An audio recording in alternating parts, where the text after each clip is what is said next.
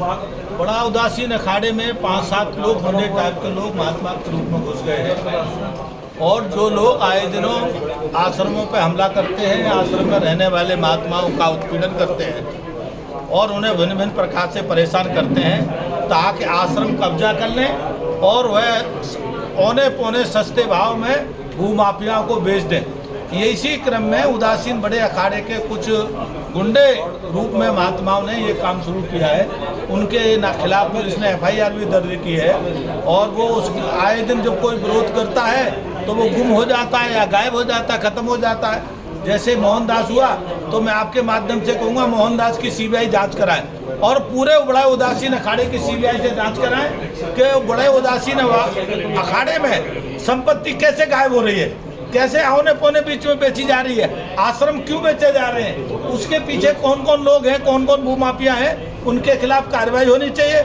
और अगर कार्रवाई नहीं हुई, शासन प्रशासन ने कोई कार्रवाई नहीं की तो फिर संत समाज सड़क पर उतरने के लिए मजबूर होगा और धर्म संसद के लोग भी सड़क पर संत आएंगे।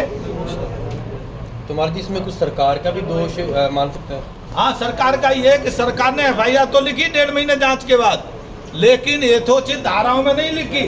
धाराएं छोटी सी लगाई, नाम मात्र की 351, 352, जबकि पुरानी धारा 452 लगती है। किसी के घर में, किसी के आश्रम में जबरदस्ती घुसना, बिना बुलाए घुसना, तो ये 452 लगती है, जो संगीन धारा है। ये धारा बचाई तो मैं पुनः पुलिस से करूँगा इन्वेस्टिगेशन में धारा बढ़ाएं और उनके खिलाफ कड़ी कार्रवाई करें ताकि ये गुंडे रूप में, महात्मा के स्वरूप में घूम रहे हैं लोग और इनके खिलाफ कार्रवाई हो सके। तो अगर हल नहीं होता तो अगला जो पड़ा है कदम क्या रहेगा? उदासीन विवेक समिति, धर्म संसद और हिंदू रक्षा सेना मिलकर के बैठ के एक रणनीति बनाएंगे और इनके खिलाफ जो भी जितना जरूरत होगी, सड़क पर जाने की जरूरत होगी, मुख्यमंत्री से बात करने की जरूरत होगी और भारत सरकार के गृह मंत्री से बात करने की जरूरत होगी, तो ये सब स्टेप उठाए जाएंगे जितनी जरूरत होगी। लेकिन किसी भी कीमत से हरिद्वार का स्वरूप नहीं बिगड़ने दिया जाएगा।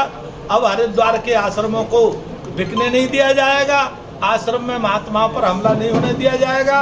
हमारे बहुत बुजुर्ग संत हैं, आनंद राघव जी महाराज, उनके खिलाफ अगर किसी ने जरा भी कुदृष्टि की तो वो अपने दुष्परिणाम भोगने के लिए तैयार रहें और ये न समझें कि महात्मा अकेले हैं या वृद्ध हो गए हैं, लेकिन हम सब महात्मा उनके साथ हैं और हम सदा सर्वदा उनके साथ खड़े रहेंगे।